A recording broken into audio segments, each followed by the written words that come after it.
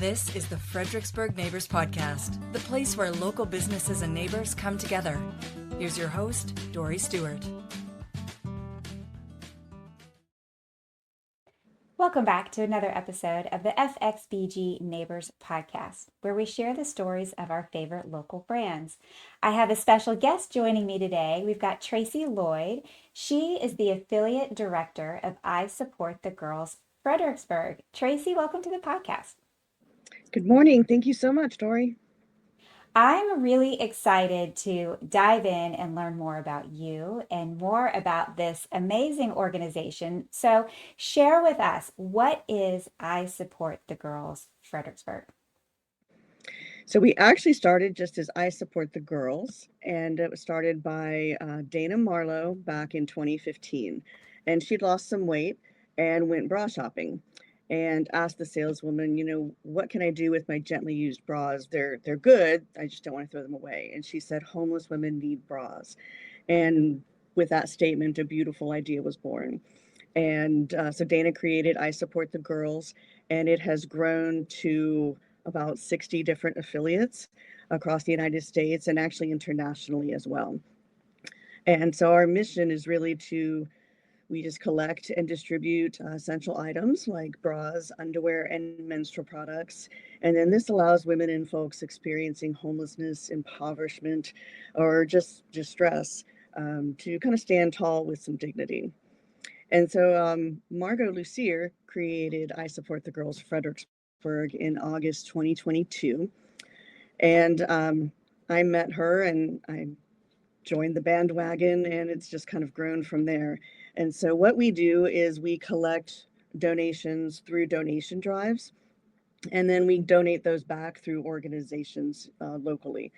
So places like Hope House, Empower House, Thurman Brisbane Center, Fredericksburg Free Closet, things like that.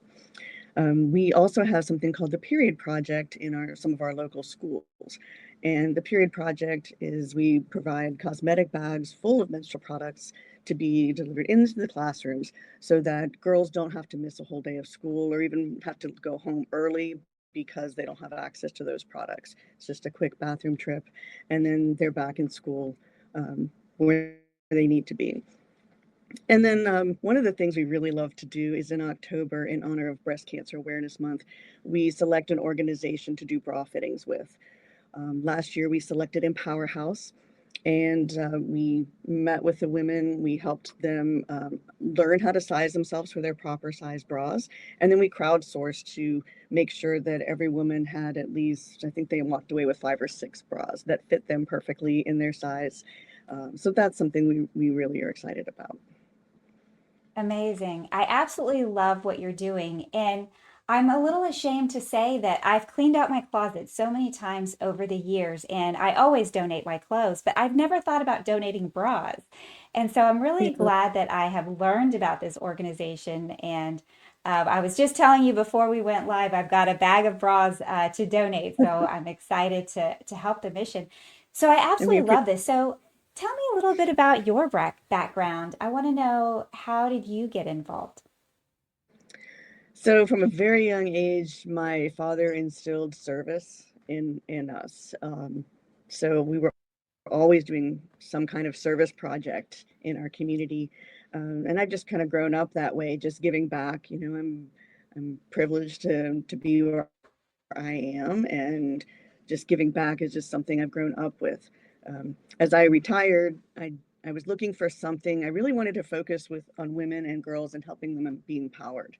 And like I said, I ended up meeting Margot at we were in the running club together, and she was doing a donation drive for menstrual products, and I'd never heard of such a thing before. And so I asked her a million questions, and then I said, "Do you need some help?" And she said, "Yes, it's just me. I'd love your help." And so one became two, and then we met Adria Robinson about a year and a half later, and two became three. And then unfortunately, Margot moved out of the area last December, so Adrian and I talked. We just couldn't let this amazing effort go by the wayside. So I stepped up to be the affiliate director, and Adria is my right hand woman, and we are keeping this afloat and trying to grow it. Amazing. Amazing. So if there are listeners inspired and they want to pitch in, I understand they can donate products and bras and things like that. Are there other ways that the community can get involved? So we do need volunteers sometimes. We do a couple of events. We were just at the Earth Day Festival, and there's just two of us, right? So we do need some Hmm. extra hands to be able to share our message with the community by being out in the community. People are starting. It's been about a couple of years now, so people are starting to know our name, but many still haven't heard of us. Um, so we will be at the Metaphysical Market May 30th, and we will need some volunteers for that. And we will also be at Pride. We really enjoy the Pride Festival, so we need volunteers for those kinds of things. Um, and an individual can donate as well as groups or local businesses. So. Amazing. Amazing. So what is something that you wish the listeners knew about I Support the Girls? Maybe it's something that maybe it's a misconception or something that they need to know. So a couple things. Even though we have headquarters and they're located in Maryland, it's a big international company. Um, I Support the Girls Fredericksburg are completely volunteer and donation based. So they do not fund us in any way, shape, or form. Um, they give us, some tools to help, like branding and things like that. But um, it is up to us to serve our community.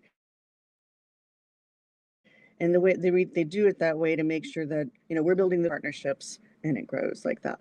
So I'm not paid. Adria's not paid. We do this because we love it. So we Mhm. really do rely solely on donations and the kindness of our community to be able to help others in our community. I think there's a big misconception. So I always hear, oh, people really need menstrual products? Oh, people really need bras and underwear? And absolutely, the need is there. It is very great right now. And unfortunately, the need is growing. So about 1 in 4 women in the United States actually struggle to buy menstrual products. They just don't have the funds to do that. And about 33% of our girls in schools miss some amount of school because they have a lack of access to these products. So the need is here. It is in our neighborhood, it is in our community, and it's growing. So we are trying to help as many as we can, and the community's been coming together, so we really appreciate them. Well, it's such an important cause. I'm so glad to hear that you all are doing what you're doing. And I hope that there's neighbors listening inspired to donate and volunteer and help out. If they want to learn more, if they want to connect with you, where's the best place to find you? So we are on Instagram at istg.fxbg, and we're on Facebook.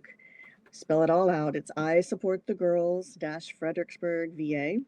And then you can also email me, and it'll be at istg.fxbg@gmail.com. Amazing, amazing. Tracy, thank you so much for joining me on the podcast today and sharing I Support the Girls with us. Thank you so much. I appreciate your time and this opportunity. Thanks. Thank you. Thank you for listening to the Fredericksburg Neighbors Podcast. To nominate your favorite local businesses to be featured on the show, go to fxbgneighborspodcast.com.